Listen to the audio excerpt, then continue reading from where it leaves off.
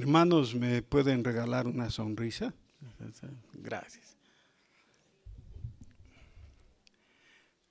¿Tienen Biblias en su mano? Ya, muy bien. Entonces, les ruego que las abran en la epístola a los Hebreos. Esta es una epístola un poco rara porque concluye como epístola, es decir, como carta, porque hay una despedida de alguien que no se sabe quién es. Pero es, les decía, extraña porque al principio no aparece como una epístola, ¿no? A diferencia de las epístolas paulinas, donde el escritor se presenta, ¿no? Dice, soy fulano, les estoy escribiendo a ustedes que son tales. En hebreo simplemente se comienza ya el texto y por eso se duda de que sea una epístola. Pero, entonces, ¿qué es? Y para no dar muchas vueltas, les voy a sugerir una teoría.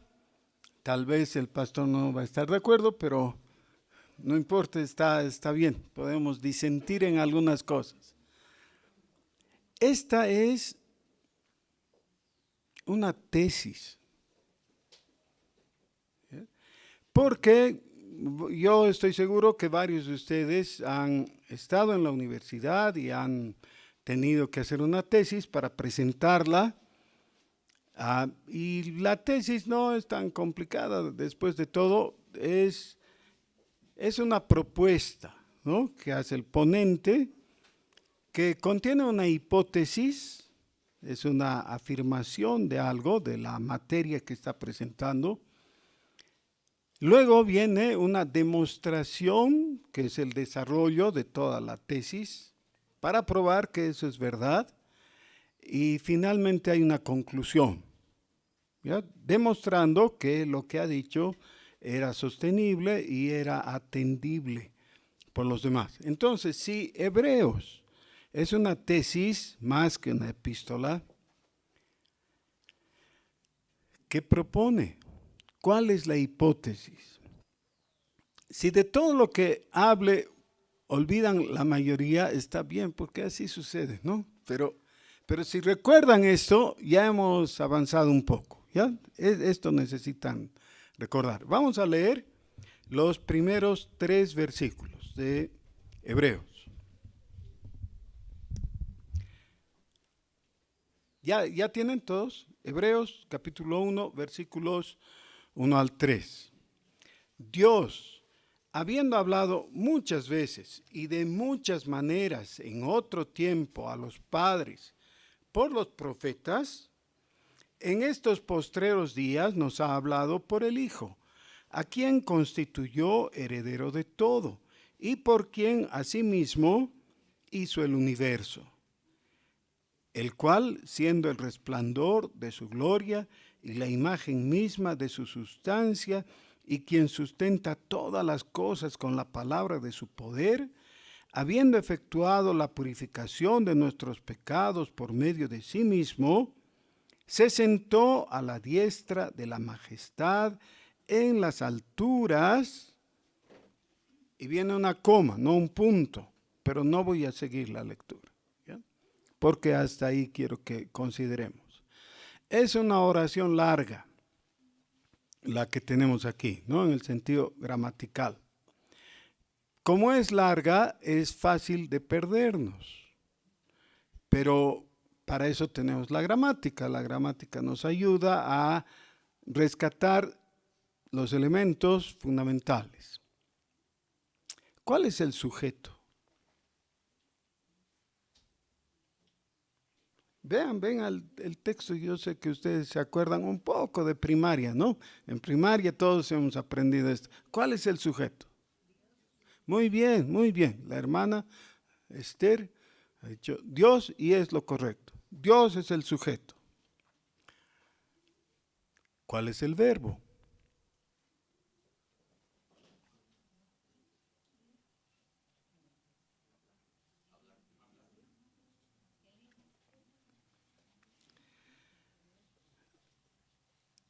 Ok, Aquí la dificultad es que comienza con el sujeto, pero después, inmediatamente del sujeto, hay una coma, ¿no? Dios, coma. No se hace así generalmente, ¿no? Generalmente escribimos el sujeto y después directamente el verbo. Pero aquí hay una coma, porque la frase que continúa no es la directa, es una frase aclaratoria. Entonces tenemos la coma que va después de Dios hasta el final del versículo, otra coma, y en el versículo 2 dice, en estos postreros días, que es otra aclaración, y sigue, y ahora sí viene el verbo principal. Dice, el verbo auxiliar, ¿no? Pero ¿cuál es el verbo principal? Hablado, ha hablado por el Hijo. Entonces, si resumimos, lo que está diciendo es, Dios ha hablado por el Hijo. Ahí le podemos preguntar, ¿cuándo? En estos postreros días, ¿no? Y viene todo lo demás, ¿ya? Ahora, la hipótesis, inicialmente, en el comienzo de la lectura, es solo una hipótesis, es que Dios ha hablado por el Hijo. Todo lo que conocemos como la epístola a los hebreos viene a sustentar eso, a probar que es real, que ha hablado, ¿no? Que es lógico, que es razonable. Dios ha hablado por el Hijo. ¿Por qué era tan importante? ¿Saben qué? Así como no se sabe con certidumbre quién es el escritor de este documento, tampoco se puede saber exactamente cuándo se escribió, pero se puede deducir. ¿Por qué? Hace mención a algunos asuntos que lleva a deducir a los expertos que este documento se escribió antes de la destrucción del templo de Jerusalén, lo cual ocurrió el año 70. Porque menciona como que todavía sucedían algunas cosas hasta ese momento. Como el templo se destruyó el año 70, entonces la epístola tiene que haberse escrito antes. Ok, muy bien. La pregunta es, ¿cómo era el mundo en esos días?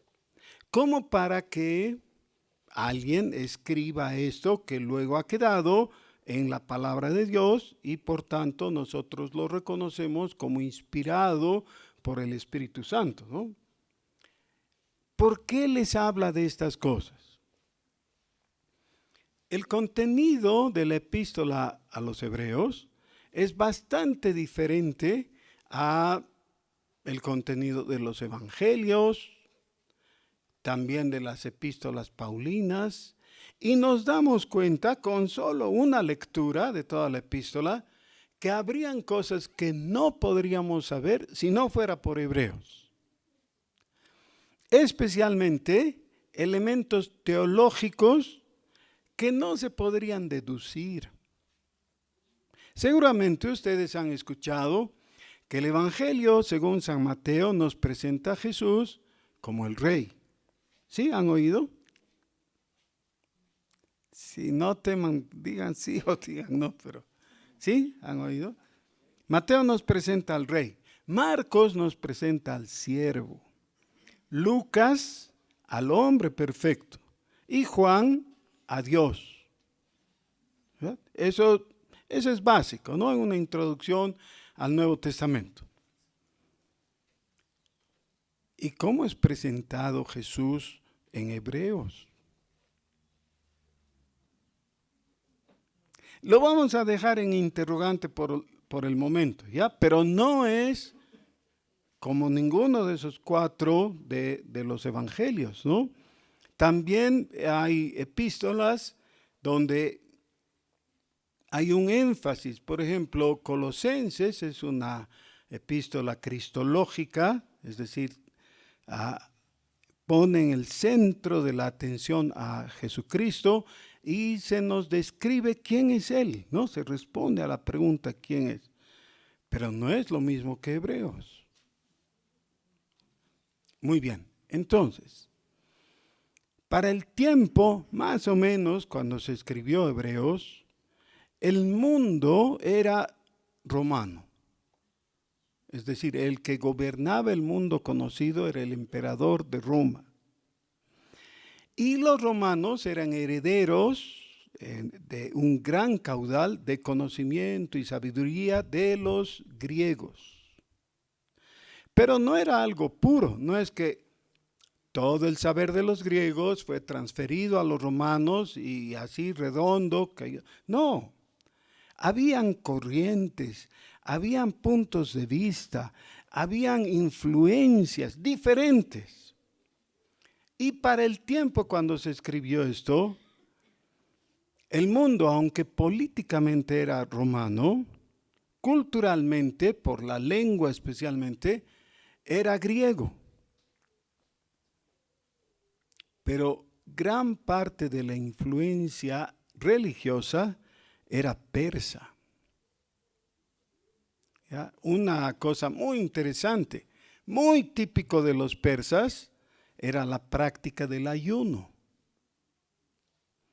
El judaísmo, sin saber, sin darse cuenta, en la época intertestamentaria, es decir, antes de que llegue el Señor Jesús, recibió la influencia de los persas. Y por eso los fariseos estaban orgullosos de ayunar 2 veces por semana. Si a un fariseo le hubieras preguntado, ¿de dónde sacas que tienes que ayunar 2 veces por semana? No hubiera podido contestar, porque esa era una práctica persa. Y así sucesivamente habían otro tipo de influencias, ¿ya? Que llegaron hasta el momento cuando surgió el cristianismo, por supuesto, después del Señor Jesús. Por tanto, esta epístola se podría decir que es dirigida a los hebreos, pero también a los griegos. Porque la primera parte es toda una refutación al punto de vista griego y persa. Ellos hacían mucho énfasis en los ángeles. Pero la palabra ángel, que para nosotros es más o menos definida, ¿no? Que es un ser con alas y que vuela y que lleva mensajes y es individual. Para ellos abarcaba más. ¿Ya? Habían una serie de clasificaciones de ángeles con estratos diferentes, con formas diferentes y todo. Entonces, eso es lo que la gente creía y le rendía cultos a los ángeles. Más o menos como nuestros amigos católicos en nuestros días. Todos tenemos familiares, ¿no? Y amigos, vecinos, compañeros de trabajo que son católicos y que dicen, yo soy devoto del ángel tal, por ejemplo, o de la Virgen tal, o del Señor tal. ¿Ya? Todo eso, todo ese santoral actualmente que tienen los católicos, correspondía al punto de vista de la gente del primer siglo, que creía en ángeles diversos, patrones, ¿no? de diferentes lugares y todo, que además correspondían también a los dioses griegos, a los dioses y semidioses, ¿ya? Todo eso que es una cosa invisible y muy dúctil. Bueno, así creció el cristianismo, en medio de todas esas influencias. Y a la larga, muchas de esas influencias se asentaron en la iglesia cristiana. Y de ahí viene toda esa época que se le llama el oscurantismo, que va desde la caída de la ciudad de Roma para adelante. Todo ese tiempo, siglos, ¿no? En el oscurantismo se creían cosas que no tenían origen para nada en la Biblia, ni en el Antiguo ni en el Nuevo Testamento, y que se habían logrado filtrar e ingresar en la mente de los cristianos. Claro, sería muy fácil para nosotros decir, no eran cristianos, pero tal vez eran, ¿no? Eran de alguna manera, pero creían cosas extrañas y extravagantes. ¿Qué es lo que hace el escritor de este documento? Nos está diciendo en forma muy positiva, necesitan dejar toda esa confusión de seres y poner atención a aquello que es tan importante. ¿Cuál es la frase que hemos resumido? ¿Se acuerdan? Que les dije que eso no tenían que olvidar. ¿Cuál es? Sí. Dios nos habla o nos ha hablado por el Hijo. Eso es. Dios nos ha hablado por el Hijo. ¿Pueden decir conmigo, por favor? Dios nos ha hablado por el Hijo. Esa frase la inventé yo. No es verdad, ustedes saben. Hemos leído, ¿no? Es lo que dice, ¿ya? Por favor, entonces, no vinculen esa frase conmigo. Recuerden, eso lo hemos encontrado en la Escritura. Eso es lo que está diciendo. Dios, nos ha hablado por el Hijo. Ok, muy bien.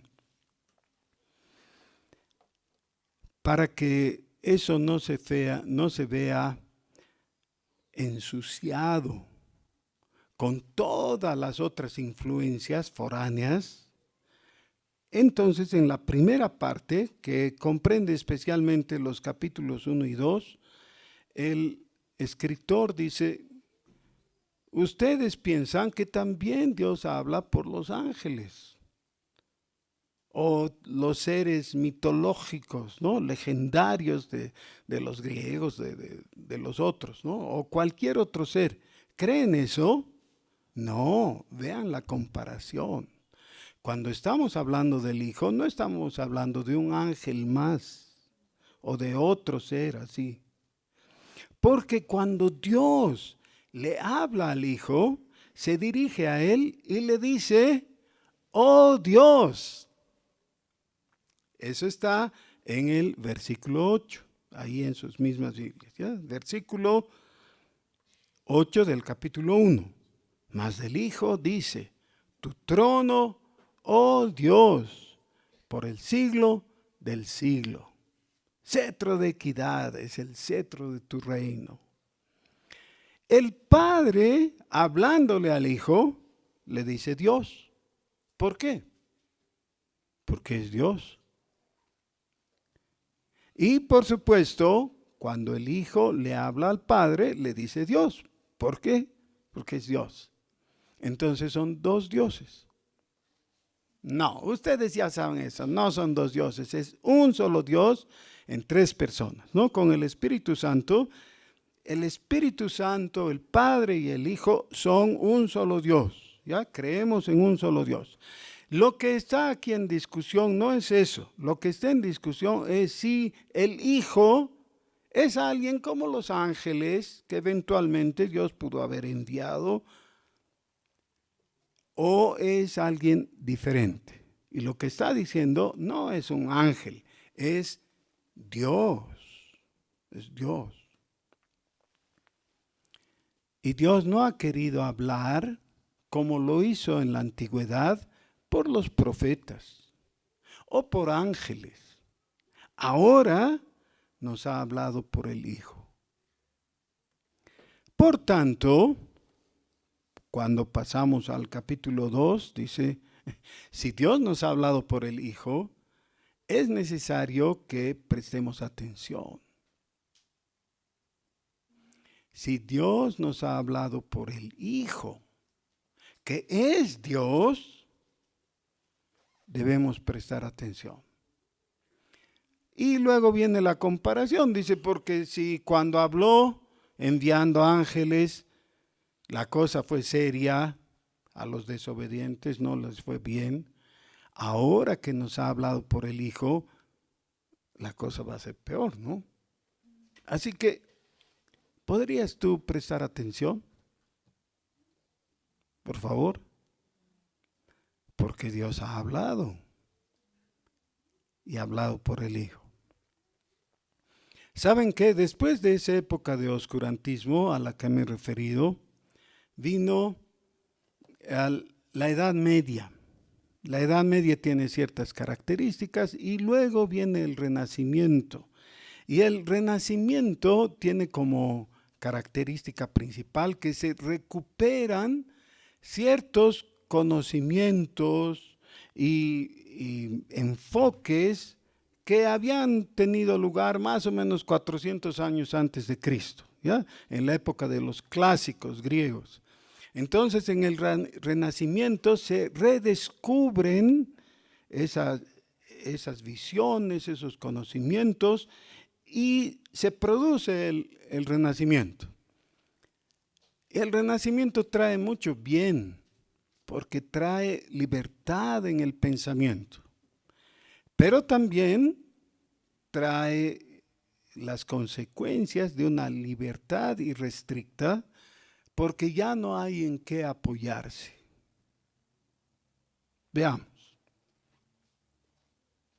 ¿Creen ustedes que me puedo apoyar aquí?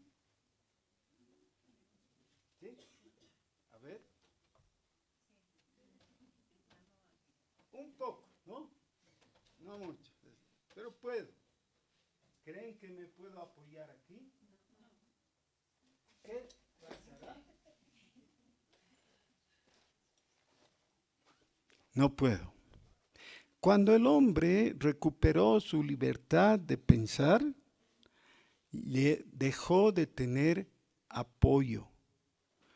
No tuvo ya una base y no tuvo un fundamento para su pensamiento. Por supuesto, eso a través de siglos, hasta llegar al siglo XIX especialmente, y el final de eso se produce a mediados del siglo XX.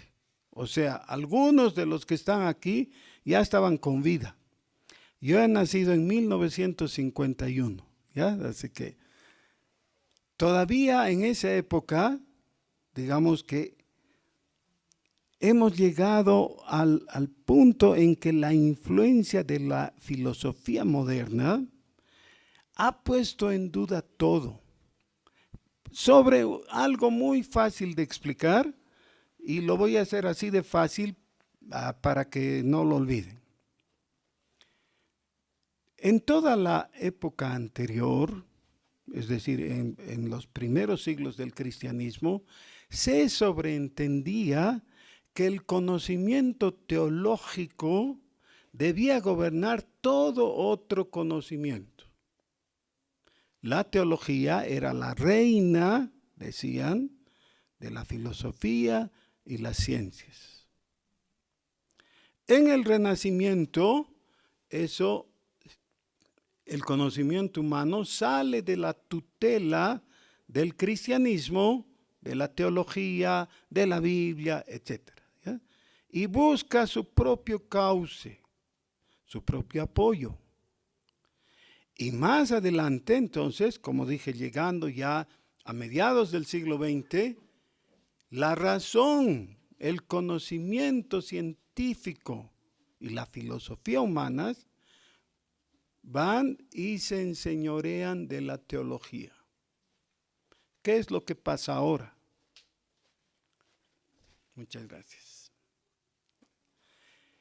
En la actualidad, por ejemplo,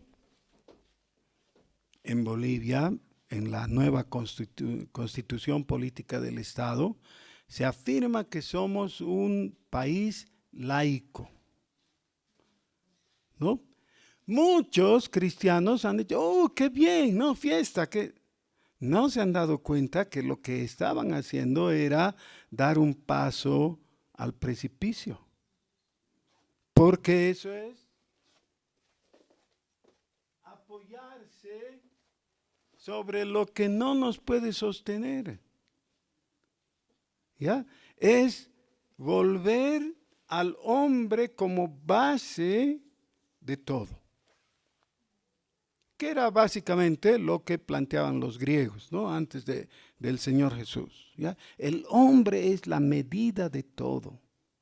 Y nuestro pensamiento va a estar circunscrito al hombre. ¿Cuál es el producto de eso? No hay esperanza. Si tu esperanza está en el hombre, eso es lo mismo que apoyarse en la cortina. La cortina no es para apoyarse. En una pared te puedes apoyar, pero no en una cortina. Sin esperanza, eminentes filósofos del siglo XX han dicho que lo mejor que el hombre podía hacer era suicidarse. ¿No? El premio Nobel de 1972 fue ganado por Hermann Hesse. Él ganó el premio Nobel con una novela que se llama El lobo estepario. Hermann Hesse tenía un trasfondo luterano, solo trasfondo, ¿no? De sus padres y todo. Pero logró entender bien cómo estaba planteada la cosa. Si solamente tengo respaldo filosófico en el hombre, no tengo en qué apoyarme. No hay esperanza. Lo mejor es el suicidio. A eso lleva el humanismo. ¿Ya? ¿Por qué? Afirma que si hay Dios, de todas maneras no se puede saber. No quieren discutir, ¿no? Si hay Dios o no hay Dios. Tal vez hay, tal vez no hay. Pero aunque haya, es inaccesible. Esto ha venido muy bien a abrir las puertas al Islam. Han visto, todo el occidente, especialmente en Europa, se ha abierto al Islam. ¿Por qué? Porque el Islam propone un Dios trascendente, es decir, que está fuera de nuestra realidad y que por tanto no podemos acceder. Por tanto, ustedes saben que los maometanos oran, ¿no es cierto? 3 veces al día, ponen sus alfombritas, se inclinan ahí, ¿no? ¿Sí? ¿Han visto? Sí. ¿Sabían que no hablan con Alá? Nosotros, los cristianos, cuando decimos oramos, ¿qué estamos suponiendo? ¿Qué es lo que planteamos? Que le estamos hablando a Dios, ¿no es cierto? Y pensamos, bueno, el maometano también cuando ora le hablará pues a su Dios, ¿no? Sería lo lógico. No, no es así. Porque ellos dicen que es ridículo cómo un hombre va a hablar con Alá. Alá es el que está fuera de la realidad. Y ese es el Dios surgido del racionalismo del siglo XX. Ahora fíjense, dentro de un universo de confusión que ha traído el racionalismo, miren qué privilegio tenemos nosotros. Podemos afirmar junto con el escritor de este documento, Dios ha hablado. Dios ha hablado. Si Dios ha hablado, no estoy solo en el universo. No estoy perdido. Claro que tengo motivos para tener esperanza. No solo esperanza en este mundo, sino en el más allá. Claro que tengo buenas razones. Claro que tengo donde apoyarme y puedo poner todo mi peso porque esto no va a ceder. Es sólido. ¿Saben cuál es uno de los nombres iniciales con que el pueblo de Israel conoció a Dios? La roca. ¿Ya? Porque eso transmitía el sentido de que es firme, sólida, confiable. No tenemos un Dios enclenque, insuficiente.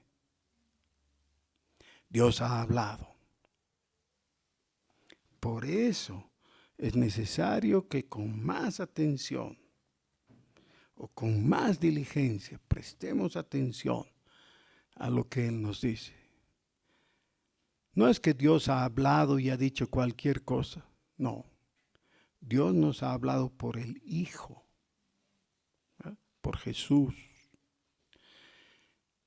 Si te habla por Jesús, es Dios. Cualquier otra ensoñación, proyección mental, idea, experiencia, no es de Dios. Dios ha hablado por el Hijo. Eso es. Miren que documentos tan importantes que constituyen parte del Nuevo Testamento apuntan ahí. ¿Se acuerdan cómo comienza el cuarto evangelio? En el principio era el verbo, que es palabra, ¿no? La palabra de Dios.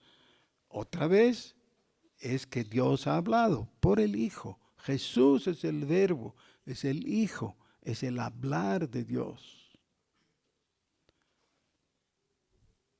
Con más diligencia atendamos. O el primer capítulo de Colosenses o el capítulo 2 de Efesios. Necesitamos oírle y oírle con atención porque la luz de Dios llega en su palabra. De vez en cuando utilizamos el término de recibir a Jesús. ¿Han oído? Recibir a Jesús no es un acto místico. Es reconocer que lo que Dios ha dicho es verdad. ¿Qué es lo que Dios nos ha dicho en Jesús? Porque sería muy triste, ¿no? Que alguien de nosotros le diga a su amigo, ¿sabes qué? Dios ha hablado. Ah, ya, qué bien. ¿Y qué ha dicho? Yo no sé. ¿Qué diría? No sé. Sería un sinsentido, ¿no? Un desperdicio horrible. Dios ha hablado y por su gracia yo he escuchado el hablar de Dios y sé lo que ha dicho. ¿Y tú? ¿Sabes? Ese es el mensaje del Evangelio. El Evangelio es el contenido del hablar de Dios en Jesucristo. Cuando decimos que recibimos a Cristo, no estamos diciendo que hubo un momento mágico y a partir de ahí ya tu mujer que no te quería ya te quiere, ¿no? El ascenso que querías conseguir ya te lo dan y todo se pone cuesta abajo, ¿no? Así es fácil. No. Es sencillo, es simplemente Dios habló, yo oí por su gracia y sé lo que Dios ha dicho. Ese es el espíritu de la profecía, dice Apocalipsis.